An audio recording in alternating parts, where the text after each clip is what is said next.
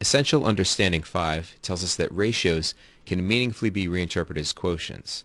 So how does that help us in a problem? I chose problem 14 to illustrate this. And in this problem, a teacher is creating word problems for her students, and she's using the proportion 18 to 2 equals some number to 6. And we're asked to consider which of the following problems are valid illustrations of this proportion, but I'm going to focus on the Gardner aspect of this problem, or the Gardner word problem. So this word problem describes the proportion by saying the gardener filled 18 plant containers using 2 large bags of soil. How many plant containers of the same size can she fill using 6 large bags of soil?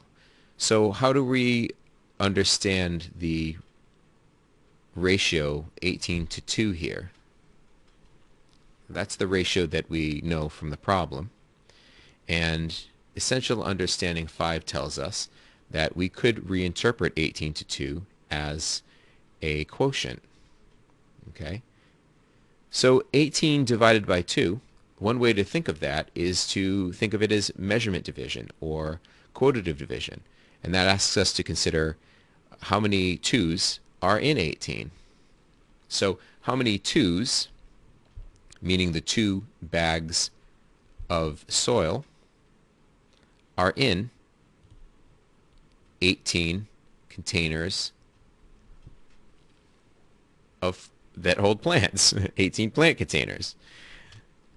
Okay, so one way to do that, and I think one of the reasons this is called measurement division, is that we can measure off the number of containers by alternating filling them from different bags. So that looks a little bit like this. I'm going to actually draw lines here, but you can see that I've colored the containers based on which bag they'll be filled by.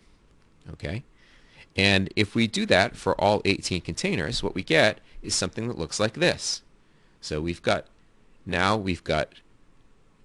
pairs of containers that have each been filled by a different bag, and doing that exercise gets us 9 pairs of containers. 18 containers, each filled by one or the other bag. Okay? So now we understand that 18 containers that are completely filled with 2 bags give us 9 pairs of containers.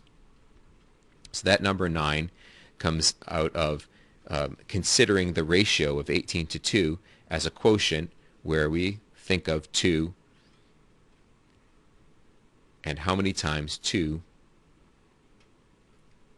goes into 18. So for the rest of the problem, we could consider, so since we know that there are 9 2's in 18, if we're working with 6 instead of 2, we can actually visualize this. We don't need to necessarily, but we could visualize it this way. So our groups are now of 6. And so you do this sort of pairing again. Well, it's not pairing anymore, it's sixing, it's making groups of 6. Okay, we do that 9 times, and because we don't know how many containers we're going to end up with, presumably, so we make this group of 6 and we repeat it 9 times, and what we get is 54 containers, and that is the solution to this problem.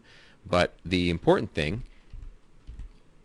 as far as Essential Understanding 5 goes, is that we were able to reinterpret 18 to 2, the ratio of 18 to 2, as a quotient. In this case, we use the quotative or measurement meaning of division and asked how many 2's are in 18. Now you might be able to go on and ask if the workers aspect of this problem, or the workers word problem, has a similar meaning or is appropriate for this proportion. It may be worth thinking about whether you, now that you understand the problem one way, whether it even makes sense to think about this problem this way. 2 workers shingle a roof in 18 hours.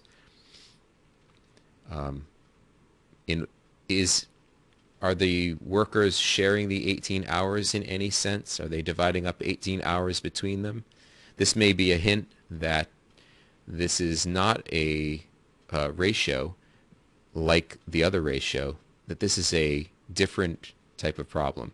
However, um, that is an additional thing to think about as far as essential understanding 5 goes. We've reinterpreted 18 to 2 as how many 2's are in 18.